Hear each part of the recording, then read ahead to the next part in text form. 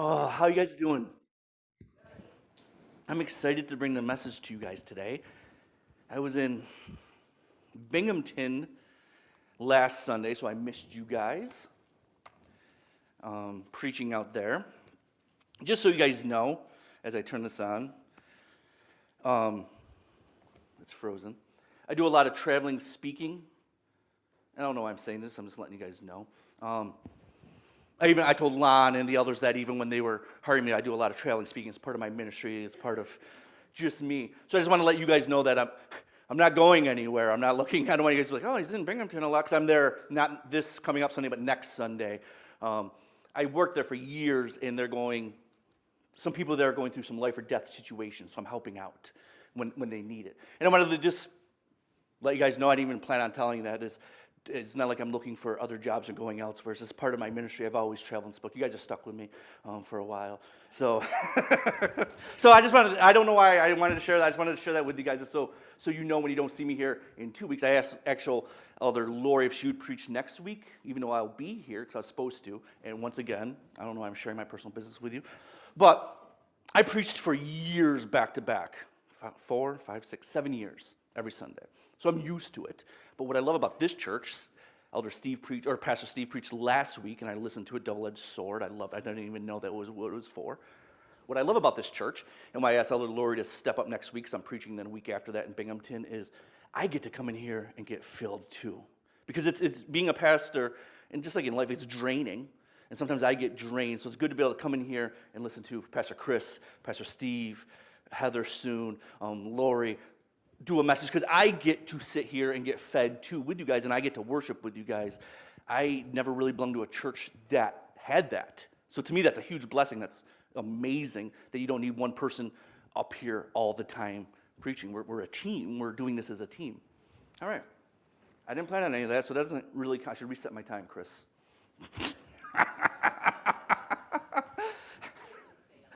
Yeah. Let me tell you kind of what today's message is about, and then we'll kind of get into the topic. It's about, I titled it, Time to Fight. I feel the Lord in my spirit telling me to tell people it's time, and I'll explain what that means. I'm not saying get up and start fighting people. It's time to fight. There's a lot of stuff I wasn't planning to say. So, we'll get it. I hear things, you can ask my wife, I hear things from God a lot. I have my whole life. It's just even when I was a little kid. I remember it had nothing to do, but I was walking, my mom was crying because she lost her keys and spent 3 hours since she lost her keys. I was in kindergarten, my second year in kindergarten. And I felt the Lord speak to me right away. It's under the oak tree. Go get it. And I remember going to her, hey, Mom, God told me where they are. And I went and got it after she spent 3 I hear from the Lord a lot. It's just how I was built. I don't know why. I think we all do, but I'm very sensitive in that. So I thought the Lord kind of gave me another message to share, and it's that it's time to fight. And I'm going to kind of try to navigate what he's speaking to me. Does that make sense with that? Because I believe it's for us as Christians. I believe it's for you in your own life. But I also believe it's for this church, that it's time to fight, if you will, for this church. Last time I preached, I talked about repurposing our pain to find your life purpose. And this time I'm speaking about it's time to get up and take some action. Bring the fight to it, if you will, whatever it is. So I'm going to ask you guys, what are you fighting for? Think about that. Write that down. Are you fighting for your dreams? Are you fighting for your purpose? Are you fighting for your faith? Are you fighting for things you're having faith for? Are you fighting for your marriage? Are you fighting for a better life? Are you fighting for your kids? Because what you do daily determines how you fight towards those things. I think, actually, I'll explain kind of what fight means. It means putting massive or maximum effort or energy into something. I think a lot of times we get saved, which is 100% by grace, nothing to do with ourselves, but then we kind of sit back and we're like, all right, we made it. We don't really have to do anything anymore. And the Lord's saying it's time to get up and fight. Think about it for a minute. Jesus fought for our salvation. He fought against his own will. He fought against his own comfort. He fought against his own pain for us. And this is why I feel the Lord saying it's time to fight. I come from a family of fighters, and I'll tell a quick story, then I'll get into the message. But even before I tell the story, my aunt, she actually passed away this month, 2009. So this is my shout out to my aunt, February 10th, 2009. I went to her with a problem before. I'd always go to my aunt with a problem because my mom was already gone up in heaven partying. So I went to my aunt, her sister, with a problem, and my aunt said to me, this situation that she brought to me, I asked her for advice. She said, is it worth fighting for? I remember looking at her, and she said, because if this situation is not worth fighting for, give up and walk away. But if it is worth fighting for, fight with every ounce of energy you have in you. And know I will be by your side, fighting with you every step of the way. Just a little advice I wanted to share with you that I thought might help you in your life with whatever you're thinking about. Because, like I said, I come from a family of fighters. I'm going to give one example, and I wasn't gonna, but I will, about fighting. And it's not about fisticuff fighting. I could tell you many stories on that. But I'm trying to set up this thing of it's time to fight for our faith, and that's what we're going to describe in a minute and talk about. But I remember one time, a couple years ago, I was a pastor at the time. I tell that just so you guys know, you have a pastor that you guys hired that's a fighter. I tell the elders that all the time. I might not be the best pastor in the world, I might not be the best leader, but I'll fight with every ounce of breath I have in me for you guys. This is who I am, how I was built. So my brother was working at a job site in Ithaca, and my brother doesn't get scared easily. He called me up, and then once again, I was a pastor. I turned the other cheek all the time. He called me up and said, I didn't want to tear up. So he called me up and he said, I got in an argument at the job site with a guy that I work with. My brother had never been scared in his life. He asked my wife. Toughest kid I know, besides myself. He's older, so he beats me up. Called me up from the job site and says, listen, I got in an argument about half an hour ago. I'm on the phone with the cops. I'm calling from my cell phone. This worker is in Syracuse, and he quit, and he said he's on his way to kill my wife and our kids. Name the kids and the address. Said, I'm on my way to blah, blah, blah to kill Amy, Gavin, Nate, and Elena. And hung up. So my brother's on the phone with the cops, calls me, and says, I need you to go up there. So before he even got off the phone, I'm already up on my way. I grabbed something, a little friend, and I'm on my way. And I said to him, Chris, just so you remember, I'm a pastor at the time. I believe in turning the other cheek, but there's also a time when we got to fight. I said, Chris, you have my word. If this guy shows up, he won't even make it out of the car. Just let you know. And he said, oh, I know. That's why I called you. And hung up. So I called Johanna, who's not even my wife at the time, tell her the situation, said, just so you know, I might end up in jail, so if I do, this is where I'm at. That's why I love my wife. That's why I already knew I was going to marry her. But she said, do what you got to do. And hung up. And this is what I realized. I'm not even going to tell you what happened in the story because that's irrelevant. I don't want you to look at me different. This is what I realized, though. We fight the hardest when we're at the risk of losing something the most. I'm going to say it one more time. We fight the hardest when we're at the greatest risk of losing something. So do you fight for your faith, for your Christianity, for your walk with God, like your family's life depends on it, with that kind of energy, that kind of focus, that kind of determination? Or do you play the more passive role and just kind of fall into things? And we'll discuss that. So what we're going to look at is Jude 1:3, and then I'm going to kind of break down Jude for a minute, and then we're going to get into some things that stop us from fighting and how we can overcome that. But Jude 1:3 says this, Beloved, while I was very diligent to write to you concerning our common salvation, I found it necessary to write to you to exhort you to contend earnestly for the faith which we all received together. I changed the ending a little bit because he worded it very odd there.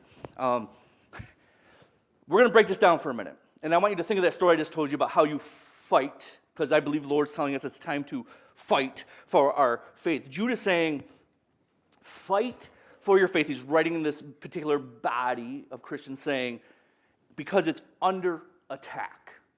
Basically saying, your faith is under attack. I want you guys to fight for it. I wanted to preach to you about something else. That's me, too. I really did. I had another whole thing I wanted to preach about. But sometimes the Holy Spirit speaks to you just like he did Jude and says, no, my people need to know it's time to fight. I need my people to fight. So the word exhort here is the word pakaleo, and it means called to action, to call near, to invoke. So basically what he's saying here is, I found it necessary to call you to action. The word content here is the word fight. Work diligently towards something with all your effort. To wrestle is actually in the Greek too. Chris and I were wrestlers, and we'll wrestle for you guys up here after service to show you what wrestling looks like. Huh? I boxed for 15 years. I'm just swinging. You got more energy than me. I'm going for the knockout, 1 or 2 hits, and then I'm done. I'm like, oh, Chris, we're done. Where was I? The word earnestly means, it's a word for tension.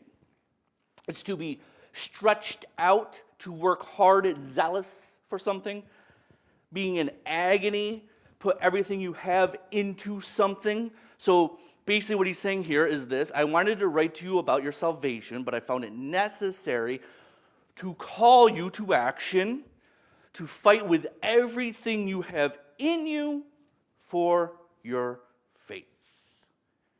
We're going to keep breaking this down in a minute, this whole book of Jude. But I want you to ask yourself and reflect yourself. Think of your own faith, your own personal walk with God. Do you fight earnestly with everything you have in you for your faith? And I'll talk about what that kind of means in a little bit. Because once again, we don't fight for our salvation. It's weird because I have to walk this tightrope. We don't fight for our salvation. Salvation's a gift.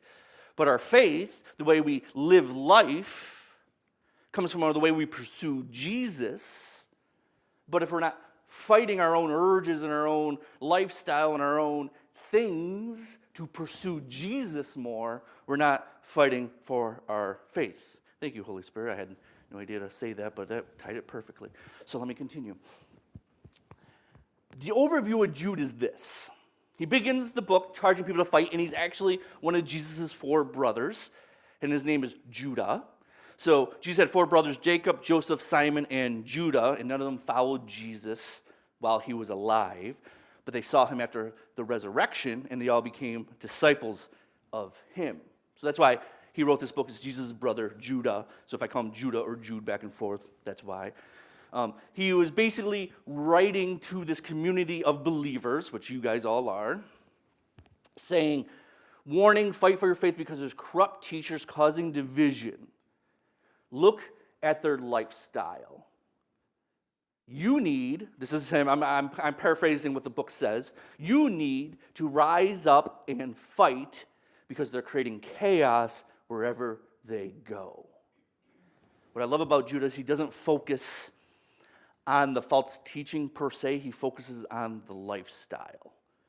If you read this book more, the book of Jude, you'll realize he doesn't even really talk about what they're preaching against, meaning they're saying the right stuff. They are confessing and talking the right talk, if you will. How many of you know Christians that do this, or pastors, whoever? But their lifestyle does not match what they are speaking about. That's what Jude's saying here. He's saying this. I wrote this in because it's kind of paraphrased what the book says, is they betray Jesus by rejecting his authority and his teachings by living a contradictory lifestyle. You can put it this way, and we'll talk more about this, is because what I believe God's told me to say, that's towards the end. But if you wanted to bring it to today's terms, you could be like, because think about it. Think of your own self for a minute, and I'm not here to criticize anyone. Because back then they had a different lifestyle, and that's how they realized it. But it's basically, he could say, look at the way they gossip, complain, talk about each other, don't live in unity. Look at their lifestyle. They're not portraying Jesus. Because a lot of us don't have the same stuff that they did back then, but it was this, all the, sacrifices, and I was going to talk about their personal. Yes, there's kids in here, so that's why I was editing myself as I talk. Then he says, why is this important? Jude's saying, why is this important? Is because if you don't fight for your faith, you'll easily get swept up in wrong living and become ineffective and lose the gospel for the future generations, because you'll no longer live by an example of the gospel. Keep reflecting just on your own life. I am too. I'm not pointing for, reflect on your own life as we kind of break down this book. So this is why he's writing this with urgency, saying, listen. If you don't follow the gospel and live that lifestyle, but you talk like you do and you don't live that lifestyle, you're going to cause division in the faith, and we're going to lose it for the future generations, because they're going to see how you act and behave and be like, I want nothing to do with that. Why would I want to follow something in that? And then we will talk in a minute about that's why churches get destroyed and pulled apart. But he gives an example here, and I'll just give you a few examples. He gives 3 examples in verses 5 through 10. He uses Numbers 14 as an example. Jude, he said, just like when the Israelites rebelled in the wilderness, they got what they wanted and they died in the wilderness because they stopped fighting for their faith. So he's giving 3 examples of people who stopped fighting for their faith. Example 2, the angels who are imprisoned by until God gives them justice. He's quoting the book of Enoch, which I have if anybody wants to borrow it. Great read. It's not that great. I'm being sarcastic. Have you read it, Steve? Oh, you would have striked me. Let me know if you want to borrow it. He's also quoting Genesis 6. He goes, no. So he's referring to the angels, the theory of the angels that fell from heaven and had relations with women. They strayed from the faith because they stopped fighting for the faith. And then example 6 links to the story of Sodom and Gomorrah. He's quoting Genesis 19 as an example of what happens when you stop fighting for your faith in a community, in a culture. It gets destroyed. He's basically saying all these things cause division inside Christianity between God and you and between each other because they're living a different lifestyle than the gospel says. The whole book of Jude main point is on behavior and action shows what you believe. Your behaviors and action show what you believe. And then he gives, and we'll tie up with Jude in a minute, he gives examples in verses 11 through 13, and he says these 3 people stopped fighting for their faith, and their behaviors showed what they believe. He gives the example of Cain, who built a city of violence. He gives an example of Balaam, who was chasing money and other gods. And then the example, one of my favorites, is Korah, who led a rebellion kind of against Moses that caused division inside their community because they spoke against leaders and pastors and the people that were leading them and caused division. So the moral that Jude says here is all these people denied Jesus by the way they lived. Not by their words, but their actions. So I want to ask you one more time, does your actions, mine included, create division or unity in your Christianity, in your church, in your family, at your job? Things of that nature. His main point is this: God's grace, which is our unmerited favor of God, through Jesus, demands your whole life's response. For Christians, the best indicator of what we believe is how we live our life. I'm going to say it one more time because I felt the Lord really just speaking to my spirit on it, is God, Jesus, who you claim all of us, who we follow, demands our whole life's response. Because that's how amazing and powerful he is. It should shape your entire life, because when it doesn't, it causes division in Christianity, division in churches. Churches start, and we'll talk about that in a minute, start to dissolve, and your relationships start to dissolve, and your family starts to dissolve because your life is not reflecting Jesus. And this is what Jude is writing to this group of people, saying, warning, warning, fight for your faith with everything you have, because there's division coming in, and it's destroying our faith. Are you doing everything you can proactively yourself to keep unity in your church, in your community, in your families, in your relationships? Jude means for us today, because I believe Christianity is under attack. I believe division has crept in and we're at war against division. It means today, are you fighting for your faith like you would fight for the life of your family? Are you putting that much devotion? I'm not saying it's a works thing, but that was much passion, that much focus, that much devotion into how much you pursue Jesus and the things of Jesus, like you would, the example I gave, fight for the lives of your family. Do you have that same kind of determination when it comes to the things of God? Here's the problem. God kind of gave me a revelation on the problem is obstacles get in our way when we get in fights, when we're fighting for stuff. Things get in our way. Now, we're going to call them an ocean for a minute, and I'll explain what that means. I believe God has given us all a destination. He gives us a destination as a church, I believe, but he also gives each of us destinations as people and destinations as pastors and ministers. So God gives us a destination to go to. And a lot of times, this is a revelation he showed me, we stop fighting for that destination because things get in the way. If you look at Exodus 3:12, I'm just going to show you a revelation that he gave me when I was reading this week. Meanwhile, Heather, truth, you can ask my wife. I knew I was going to preach this Sunday before you even called me. That's what I mean. Like, I just hear weird things. I already knew. I told her we're driving her to work. I wasn't supposed to preach this Sunday. Heather was going to, but she had a lot of stuff going on, so don't worry, she's going to very shortly. But I was driving her to work, and I'm like, I'm preparing a sermon because I'm going to be preaching this Sunday. That's what I mean. Like, I just know it's weird sometimes.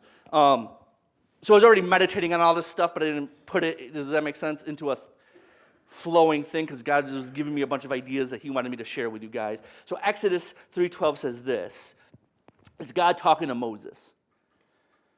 And he said, so I will certainly be with you, and this shall be a sign to you that I have sent you.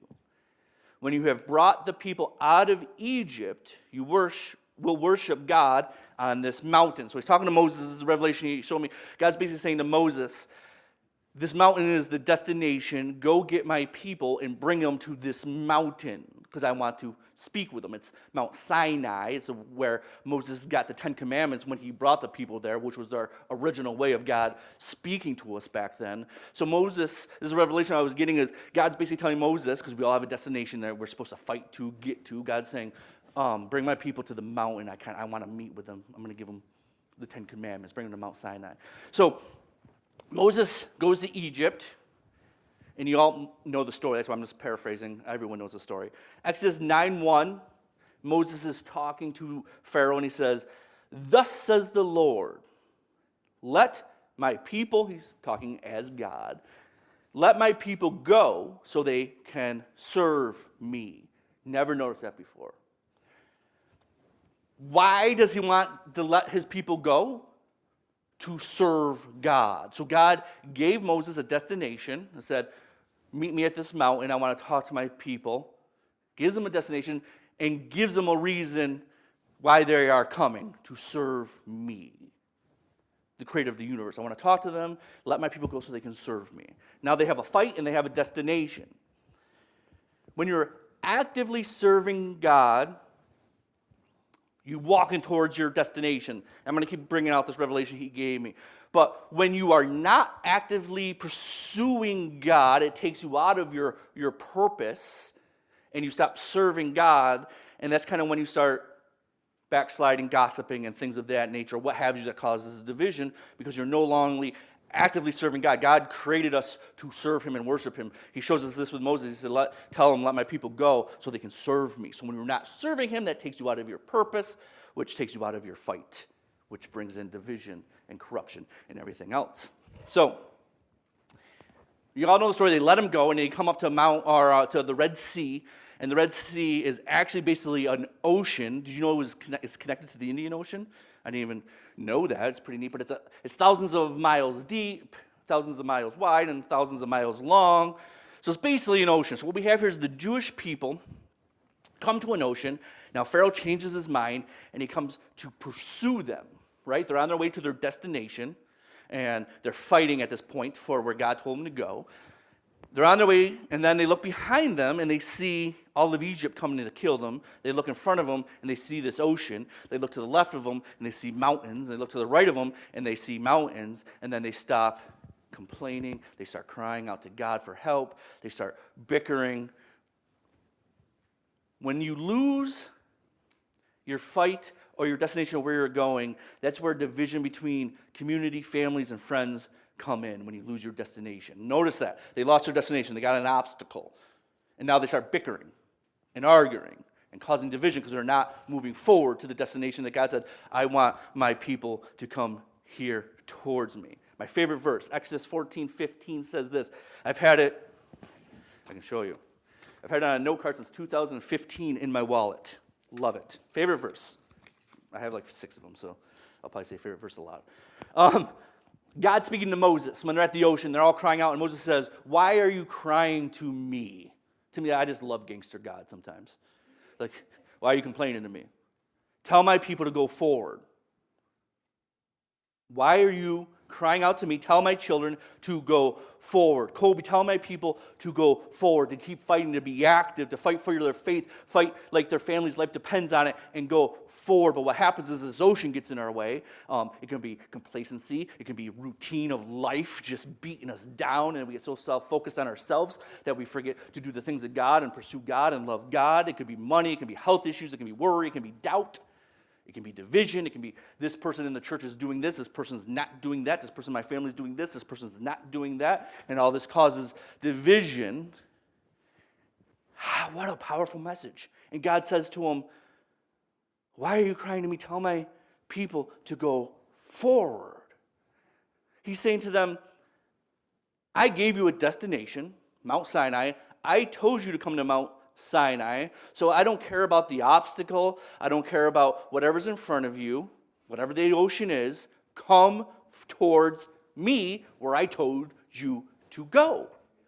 So many times we get so focused on the obstacle at hand that we stop fighting and going where God told them to go. The people of Israel are like, I want to go there. I know I'm supposed to go there, but I can't because there's an ocean in the way. And God's saying, I didn't say anything about the ocean. I said, come to Mount Sinai. So get to Mount Sinai. Walk forward. Come to me where I told you to go. Come to the destination that I told you to come to, and don't focus on the obstacles that are at hand. What happens so many times in life, like I said, we have a destination. It can be your marriage, it can be your kids, it can be your church, whatever it is. We'll use marriage as an example. You have a marriage, you're about to get married. I'm like, I'm going to start this beautiful life with the person I love, and we're going to have a family, and we're going to do everything. It's going to be amazing. I can't wait. And then you get in an argument. And then you get in another argument. And there's this ocean in front of you, and you said, I'm going to go to counseling now. So you go to counseling. Years and years of counseling. You learn to communicate better. These are good things. But now you're focusing on all these obstacles, and you lost focus of your destination. And before you know it, you finally get around the ocean. You walked around it. You didn't go the way God told you to go. You walk around this ocean. You come to the other side, and you're like, I'm not in love anymore. I'm giving up on this marriage. I'm giving up on this church. I give up.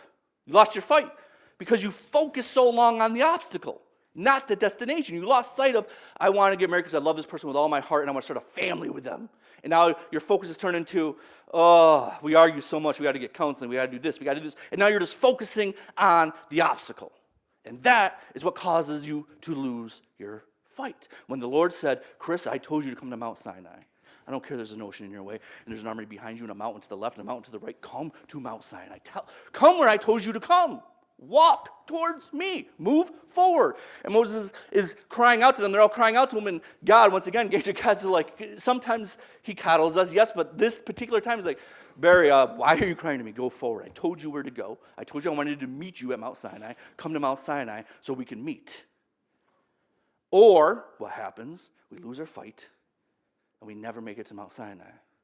We drown in the ocean. We drown in the obstacle. We die in the wilderness because we lost this fight that Jude is so passionately writing to the people saying, fight with everything you have towards this faith because we're losing things. We're losing the faith. We're losing our fight. And I'm going to explain what that means in a second. Because of these obstacles that are in the way that are causing division in Christianity and making people not live the way that I want them to live in this full life engulfed in God's love and grace. Instead, they're nitpicking and complaining and not following Jesus the way they should, and they're lost in an obstacle, and they're never going to make it to Mount Sinai where I want them to make it. And that is what I believe Jude was kind of thinking about when he said, fight with everything you have in you for this faith, because division has come in and it's destroying. If you want to get to your destination, you need resilience and you need constant refocusing yourself on God and the destination. So I'm going to tell you what God told me. I have solutions on how you can fight better, but we're going to get into, I'll give it to him. We'll say real quick. And then I'm going to get into the part that I didn't want to get into. Okay. 3 ways to fight for your faith. This very simple practice. I love giving practicality. Get around a community of people who build you up and speak positively towards you while they fight alongside you, kind of like my aunt's advice. Get a community of believers, of people around you who speak positive to you. First way to keep fighting for your faith. 2, identify who you're fighting, and I'm going to give you the answer to that in most cases. It's doubt. You fight doubt in your own self. Doubt is the enemy. It's the destroyer, and doubt pushes against faith. So don't ever elevate doubt above your faith. And then number 3, you fight one round at a time. You don't look back to yesterday. You don't look at your pain from yesterday. You don't look at your problems from yesterday. You don't look at your problems tomorrow. You don't look at your problems 6 months from now. You look at the fight you're in the moment. Like I said, I grew up fighting. I grew up boxing. When you're doing that, you fight in that moment. You're not looking to the next day or behind you. You're preoccupied in that moment. And that's how you fight for your faith. So, my cry for us is, let's stop fighting each other and serve our neighbors who are in need, serve people in love, serve the community, serve each other, and walk in the love of Jesus, because churches are dying and Christianity is in danger. This is what the Lord was speaking to me. I was going to preach about it a little bit the previous week. I didn't get to it, and then when I was praying Monday, he just kept downloading some things to me, so I'm just going to kind of go with it. It's this. Remember, fight for your faith. Fight like you would fight for your family, as I read some of these stats to you. Between 6,000 and 10,000 churches close each year in the USA. That is 100 to 200 churches a week. 200 churches will close this week. Let this sink in for a minute. I'm telling you, God has me on fire. He's had this on for years, but it's just burning in me. So take it as you will. And apply it to your own life, whatever you want. But 200 churches will close this week. We're either victims of that, or we get up and fight for our faith about that, if that makes sense to you. You're either victims to the 200 churches closing, or you fight with everything you have in you, like your family's life depends on it. But it's not even just the church. According to a Barna study in 2022, division is causing Christians to abandon churches at a rapid rate. In the last 2 years, Christianity churchgoers have dropped by 50%. 50%. That is half. Half the church is gone. No longer going to church. We have lost half the church population. The projection, according to the Barna study, is by 2050, between 26 and 42 million people, raised Christians, will walk away from Christianity forever. If that doesn't bug you, stir something up inside you, something's wrong with you. Not sorry. If that doesn't alarm you as a Christian and a Jesus follower and say, whoo, something's going on, and we need to fight with everything we have in us to save something, because there's a dying Christianity. Churches are dying. My purpose, I talked last time about life purpose. My purpose since 2015 has been to save the dying church and preserve Christianity for the next generation. I have it written out on my wall since 2015. I'll walk through any door that God opens for me to accomplish that purpose. I believe that's why he put me in this church at this particular time, to accomplish that purpose. I'm letting you know that is my purpose. So however I get to that purpose is what I'll do. It's not about titles. It's not about positions. It's not about anything. That's my purpose, and I'll do whatever I need to do to get to that purpose, to preserve Christianity and save the dying church. 1 out of every 5 adults have no religious affiliation and want nothing to do with religion. The younger you are, the more likely you are not to be affiliated with the religion. We have to do something, because if you and I do not do something, who will? Who will? We'll sit back and wait for somebody else. So, yeah, I'll get into it. This is what God spoke to me. Yeah. Hopefully you guys don't hate me. Okay. Here we go. I believe the church is dying because of lack of relationships and unity. This is because people gossip too much, complain too much, divide inside each other too much. People are being critical. This is not about anyone in particular. This is what the Lord has just downloaded to me, and I actually typed it out Monday morning, 5 pages. I'm not going to read you all 5 pages. People are choosing to complain over getting up and doing something for themselves. This is resulting in fewer people wanting to be part of our faith. So if you are able to sit back, this is, I believe God said, not me, so don't yell at me if this applies to you. If not, you're good. If you're able to sit back and nitpick your fellow Christian, other denominations, your neighbors, your coworkers, your church, with such things as, oh, my church used to do this, but they don't do this anymore. Oh, this person does that. Can you believe he does that? Oh, I think this person drinks too much. Oh, blank always talks about this issue too much. Oh, I have seen this person post. Have you seen this person post? You guys are watching my Facebook posts. I wish the church did this and didn't do that. This is what I believe the Lord said to me. Take it or leave it. If it's not from the Lord, I apologize. If you have enough time and energy to do that and to think of those type of things, that means you are not doing your part in your calling for God. You're not pursuing God with everything you have in you if you have the energy to sit back and nitpick others because you're too focused on what everybody else is doing. I believe God created each of us for greatness. I'm not talking about a prosperity message or anything like that. He created us. We follow the creator of the universe.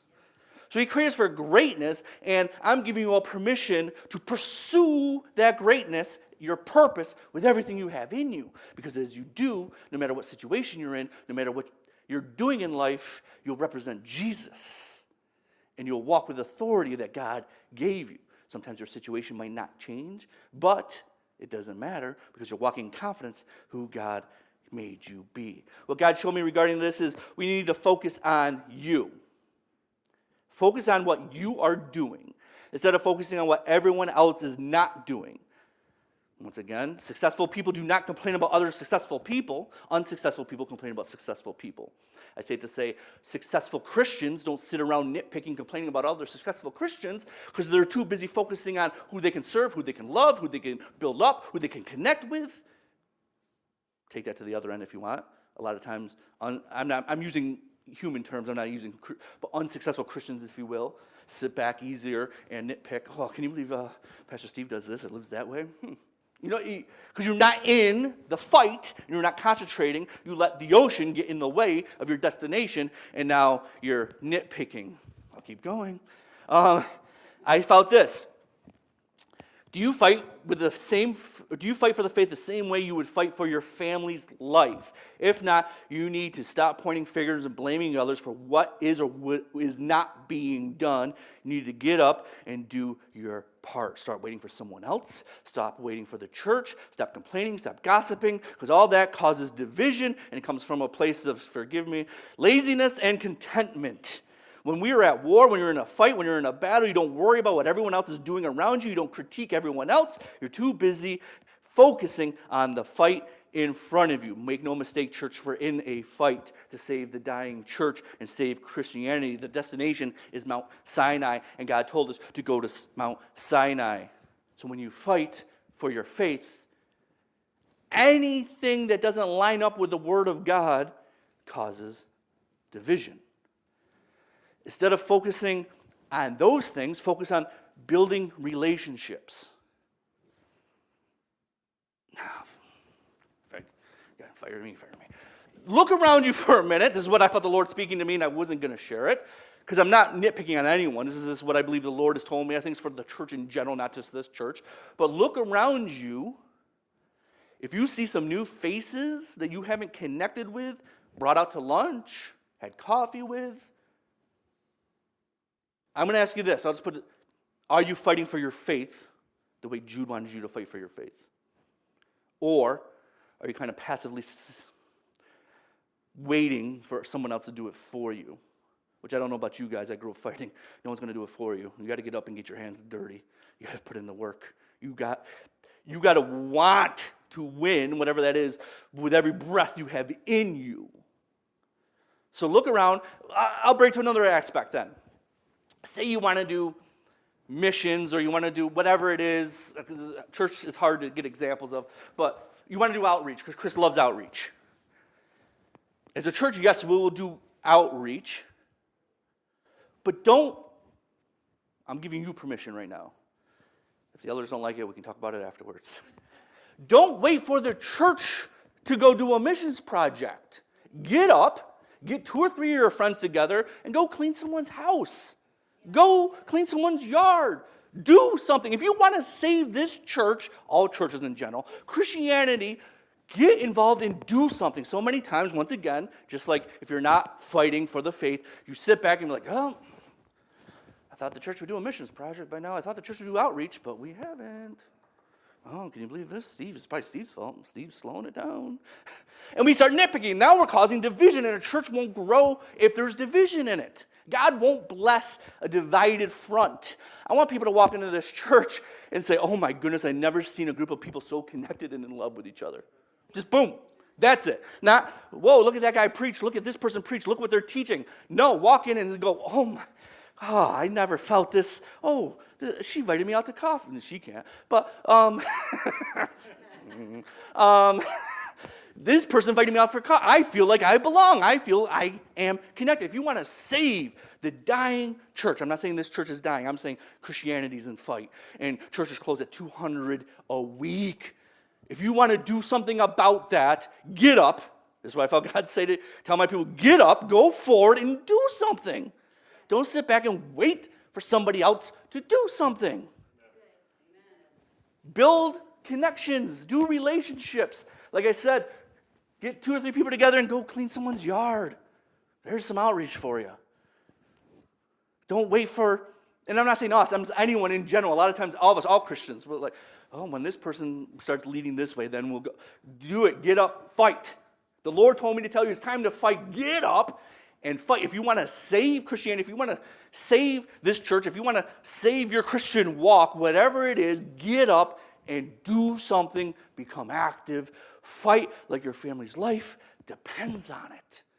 Because every time you gossip, every time you complain, every time you're critiquing, every time you're just sitting back going, oh, we used to do this, they used to do that, you're causing division. And I'm going to say it, Steve, I didn't want to. I don't want you here, if that's how you are. I feel that strong from the Lord. If you are just going to sit, and this is Christianity too, I'm saying me, personally. I'm not saying this church.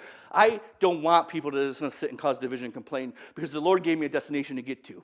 And he says in my spirit, we can't get to that if we're all divided, complaining, and just critiquing. And I'm saying Christians in general. So if you are always just going to sit back and complain and throw stones, go throw them somewhere else out of love. So we can become what God wants us to become. I do that in my own life. I have a lot of people who are critical. I have my whole life.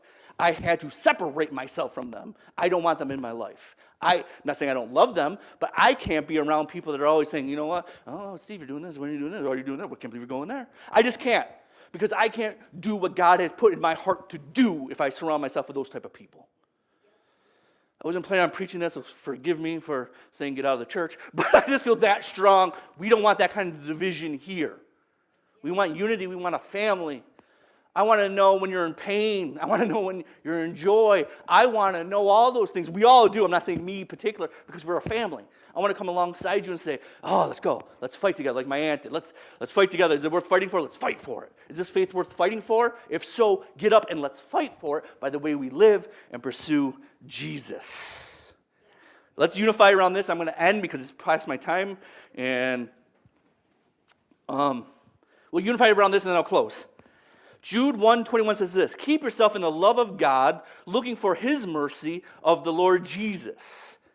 That's how we fight with each other, by loving according to Jesus. If you devote yourself to the well-being of others, no matter their response or no matter the cost, that's how you fight in faith. You fight for the faith by loving and serving other people.